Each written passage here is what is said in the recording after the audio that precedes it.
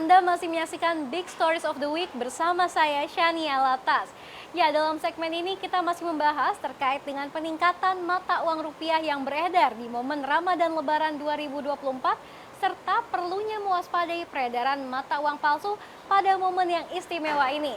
Nah, langsung saja akan kami jabarkan kepada Anda paparan mengenai ciri-ciri mata uang rupiah yang asli berikut ini.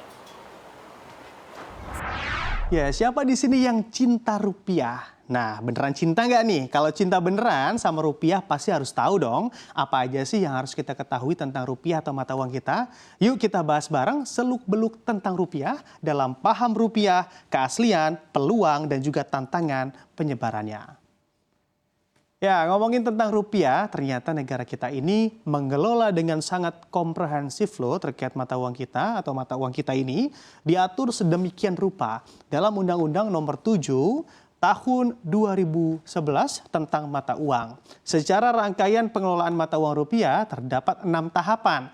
Yang pertama, perencanaan, lalu juga pencetakan, pengeluaran, pengedaran, pencabutan, dan juga pemusnahan. Nah, jadi memang rupiah itu nggak asal negara butuh terus kita cetak semaunya begitu ya, karena memang ada faktor-faktor juga yang tentunya dipertimbangkan untuk setiap kali melakukan pencetakan rupiah atau emisi baru. Nah, di antaranya untuk tambahan uang kartal yang diedarkan seiring dengan meningkatnya perekonomian pasti akan ke arah ke sana begitu ya. Karena memang lalu penggantian uang yang dimusnahkan karena tidak layak edar dan juga menjaga kecukupan persediaan kas dari Bank Indonesia melalui penetapan kas minimum atau iron stock nasional. Lalu apa keunggulan rupiah emisi baru dengan rupiah lawas yang juga pernah dicetak di negara kita sebagai alat pembayaran? Kita lihat di slide selanjutnya.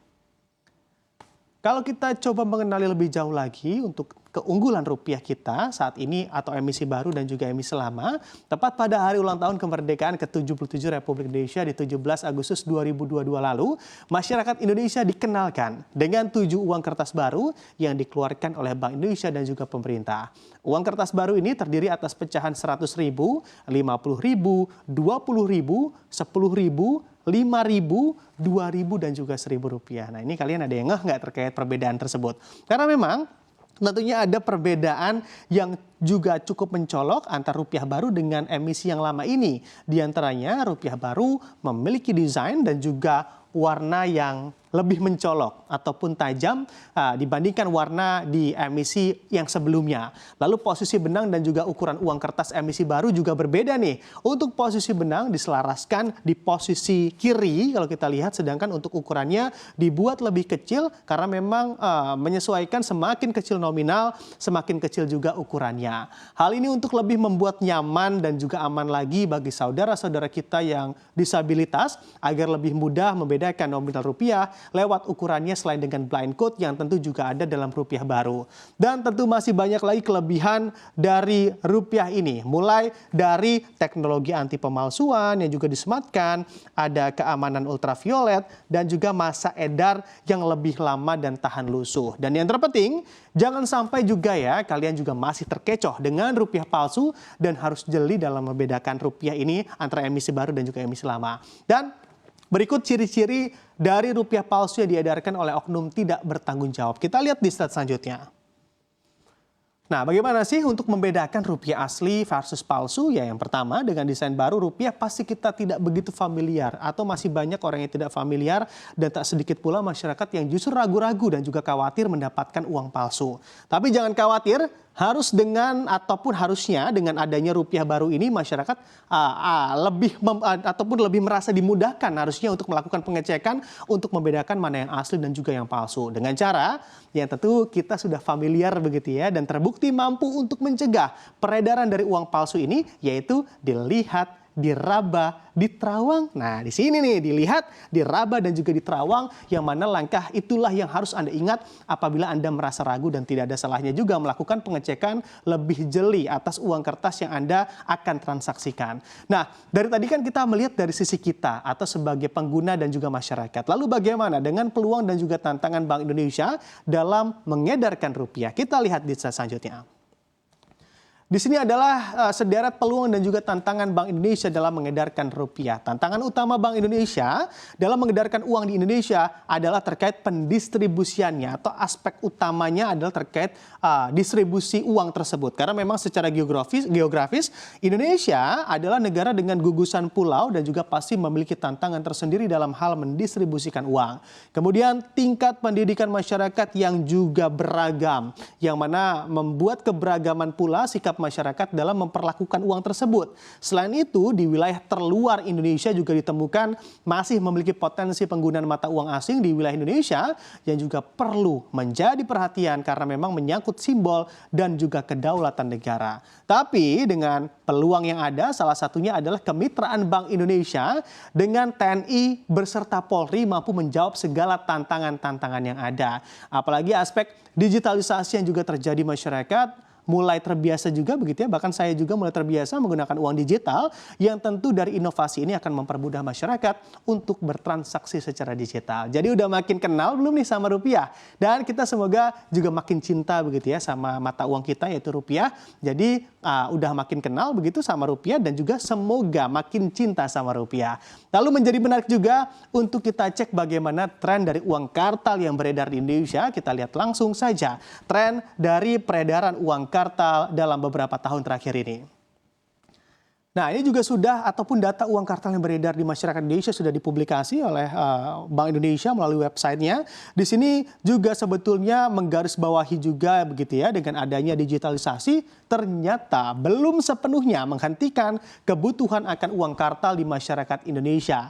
Karena justru peningkatan dari tahun ke tahun masih cukup tinggi. Ya, harapannya sih seiring dengan peredaran uang kartal yang masih tinggi, harapannya juga berdampak positif terhadap perekonomian bangsa kita. Dan masyarakat kita juga tetap ingat untuk memahami cara membedakan uang asli versus palsu yang sudah saya jabarkan tadi. Nah, kalau kalian nih tim cashless atau tim hybrid atau malah masih tim cash only yang selalu bawa uang kartal kemana-mana, tentunya tulis jawaban kalian dan kami akan baca begitu ya di kolom komentar di bawah ini. Ya, jadi sudah jelas ya mata uang rupiah keluaran terbaru itu seperti apa. Nah, Bank Indonesia sebagai lembaga yang menerbitkan mata uang rupiah juga melayani kas keliling yang fungsinya adalah melayani masyarakat yang hendak menukarkan uangnya pada periode Ramadan dan juga Lebaran seperti yang ada di belakang saya saat ini. Nah, lantas seperti apa sih mekanisme penukarannya? Langsung saja kita tanyakan kepada Kepala Departemen Pengelolaan Uang Bank Indonesia, Marlison Hakim. Ya pemirsa, dan kali ini saya sudah bersama dengan Bapak Marlison Hakim selaku Kepala Departemen Pengelolaan Uang Bank Indonesia. Halo Pak, apa kabar? Baik, selamat siang Mbak Mencenia. Selamat siang. Pak, saya mau bertanya terkait dengan penukaran uang, sampai kapankah ini berlangsung? Ya, program penukaran uang yang kita kemas dengan program Serambi, Semarak Rupiah Ramadan dan Berkah Idul Fitri, kita mulai sejak tanggal 15 Maret sampai dengan tanggal 5 April 2024. Jadi selama sampai dengan masyarakat yang akan mudik Lebaran nanti. Sejauh ini Pak, bagaimana sih evaluasi Bank Indonesia terhadap pelaksanaan layanan penukaran uang dan hingga saat ini sudah berapa besar nilai penukaran uang yang dilakukan dari dana yang disiapkan sebesar 197,6 triliun rupiah? Ya, tahun ini semakin semarak dan semakin ramai. Dari sisi program kami melakukan program Serambi ini serentak di seluruh Indonesia dan kemudian animo masyarakat cukup besar. Ini terlihat dari realisasi sampai hari ini, sampai hari kemarin sebesar 75 triliun atau sebesar 38% dari yang dana yang kami siapkan sebanyak 197,6 triliun. Insya Allah nanti puncaknya dalam minggu weekend ini dan minggu ke depan pada saat masyarakat sudah akan bersiap-siap untuk mudik Lebaran. Dan kebetulan minggu ini pun sudah mulai meningkat karena THR sudah mulai cair ya, dan juga pembayaran 100% sehingga masyarakat banyak menukar. Nah, penukaran pun kita lihat di semua titik-titik yang Bank Indonesia buka, termasuk perbankan penuh semua. Hari ini kami buka bersama-sama dengan perbankan terpadu di Istora Senayan. Setiap hari 5.000 orang kita buka di sistem dan langsung penuh peminat masyarakat untuk melakukan penukaran. Termasuk kami akan melakukan layanan kepada masyarakat yang memang GOSO yang langsung datang sepanjang uangnya masih tersedia kita akan layani. Untuk yang di Istora selama 4 hari sudah tercatat 20.000 orang yang akan melakukan penukaran.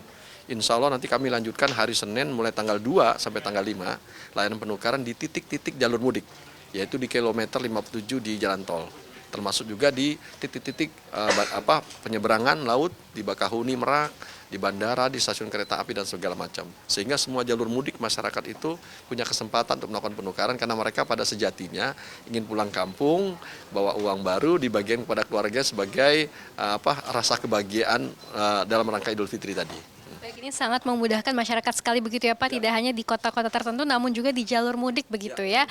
Baik, kemudian caranya bagaimana Pak? Apakah tinggal datang dan menukarkan uang atau harus melalui aplikasi pintar? Untuk ketertiban dan pemerataan, kami menggunakan aplikasi pintar untuk melakukan penukaran. Masyarakat bisa langsung melakukan penukaran di web pintar, mengisi mengisi di web pintar, sederhana saja, hanya menuliskan nomor KTP dan memilih di mana dan jam berapa mereka akan melakukan penukaran. Sekiranya misalkan masyarakat tadi tidak sempat ke aplikasi pintar dan sudah penuh, bisa juga datang ke lokasi untuk GoSo, sepanjang itu masih tersedia kita akan layani. Sejauh ini masyarakat yang GoSo itu masih bisa kita penuhi karena tidak semua masyarakat yang kemudian memilih paket secara utuh. Misalkan kan paket tahun ini kita meningkat, tahun lalu 3,8 juta, sekarang 4 juta. Tapi tidak semua masyarakat yang kemudian mengambil semua paket 4 juta. Ada yang ngambil 1 juta, 2 juta, 3 juta. Nah, kelebihan-kelebihan tadi bisa kita gunakan untuk masyarakat yang GoSo. Nah, rata-rata yang GoSo rata-rata hampir 30-40%. Insya Allah bisa kita layani semuanya. Apakah ada batasan jumlah uang untuk ditukarkan ya begitu Pak? Tadi yang saya katakan tahun ini kita sistem paket, yaitu paketnya 4 juta. Yang tahun lalu 3,8 sekarang 4 juta dari pecahan kecil 2.000 sampai dengan 50.000 rupiah misalnya kita tukar.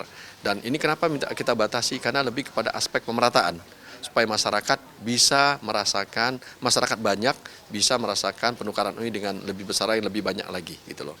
Tapi realisasinya masyarakat yang saya katakan tadi, ada yang menukar 1 juta, ada 500.000, kita layani semua gitu loh. Ada juga yang utuh 4 juta gitu. Bagaimana disampaikan Bank Indonesia, jumlah uang yang ditukarkan kan tahun ini memang 197,6,6 triliun rupiah, tumbuh dibandingkan tahun 2023 begitu ya Pak ya. Tapi pertumbuhannya melambat dibanding tahun ini. Mengapa demikian? Apakah memang angka tersebut dinilai oleh BI sudah sesuai kebutuhan atau memang ada pencegahan uang yang beredar yang terlalu banyak di masyarakat agar inflasinya tidak melonjak begitu? Sebenarnya tetap tumbuh tadi walaupun ada sedikit penurunan, relatif kecil sekali turunnya. Nah, dalam konteks pertumbuhan uang ini, pertumbuhan uang yang diedarkan selama Lebaran, kita sudah mempertimbangkan 3 hal. Pertama adalah kita melihat dari pertumbuhan ekonomi yang semakin membaik. Kedua, mobilitas masyarakat selama Lebaran yang selalu meningkat jumlahnya. Dan yang ketiga, kita juga mempertimbangkan dampak atau implikasi peningkatan penggunaan non tunai di masyarakat. Nah, ini yang tentunya mempengaruhi masyarakat dalam melakukan penukaran. Termasuk tahun ini penukaran juga oleh Bank Indonesia lakukan juga secara tunai maupun pakai kris dengan perbankan. Jadi masyarakat yang dengan perbankan bisa menggunakan kris non tunai sehingga bisa menukar uangnya. Dalam konteks ini kami juga menghimbau masyarakat bisa juga mulai melakukan budaya menggunakan non tunai di dalam penggunaan transaksinya. Dalam menukarkan uang Pak di lapangan apakah ada tantangan ya? Bila ada apa saja sih Pak?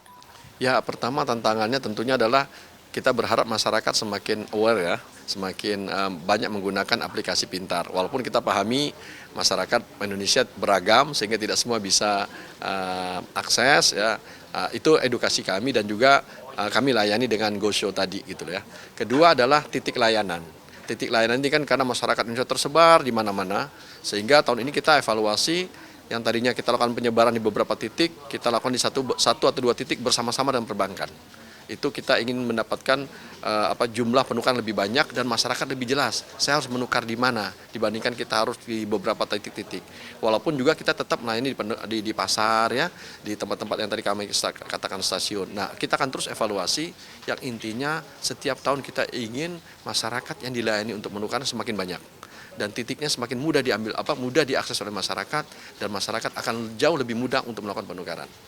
Pak, sebagai edukasi untuk pemirsa CNBC Indonesia, kira-kira ini kan menjelang Lebaran dan juga Lebaran begitu ya, apakah sudah ada pantauan mengenai uang palsu yang beredar dan kira-kira apakah meningkat begitu Pak? Ya, sebenarnya peredaran uang palsu itu selalu punya celah pada saat peningkatan transaksi ekonomi, termasuk di Lebaran ini ya. Makanya kami selalu menghimbau kepada masyarakat untuk melakukan penukaran uang itu dilakukan di titik-titik lokasi pelayanan yang ada di Bank Indonesia atau di perbankan. Gitu. Kenapa kalau melakukan penukaran di Bank Indonesia atau di perbankan tadi, di titik-titik tadi layanan tadi, udah ada karena ada 3 kepastian, pasti jumlahnya, ya kan? Kemudian pasti jumlahnya, pasti keasliannya, dan ketiga pasti tanpa biaya, kira-kira seperti itu. Nah, ini yang kita himbau kepada masyarakat. Ya. Pak, mungkin sejauh ini apakah ada oknum yang menukarkan uang palsu ke Bank Indonesia tanpa ia mengetahui begitu, Pak? Sejauh ini enggak. Kita belum menemukan gitu loh. Karena setiap penukaran tadi lawan masyarakat selalu kita tidak hanya menghitung, tapi langsung kami uji, mengecek keaslian uang tadi seperti itu. Oke, terima kasih banyak Pak Marliswan atas waktunya, sehat dan sukses selalu untuk Anda. Terima kasih semuanya, semoga sehat semua. Selamat berhari raya dengan uang baru. Ya, jadi memang momen Ramadan dan Lebaran di tahun ini membawa berkah bagi perekonomian Indonesia ya. Tentu karena peredaran uang yang meningkat di masyarakat, maka konsumsi juga ikut meningkat. Tapi sekali lagi Anda harus waspadai terhadap peredaran uang palsu yang tengah beredar di masyarakat. Maka dari itu pastikan Anda menukarkan uang Anda di lembaga yang resmi untuk menjaga keamanannya. Demikian Big Stories of the Week hari ini. Saya Shani Alatas dan juru kamera Ridwan Hakiki serta Haryo Riantomo, CNBC Indonesia Beyond Business.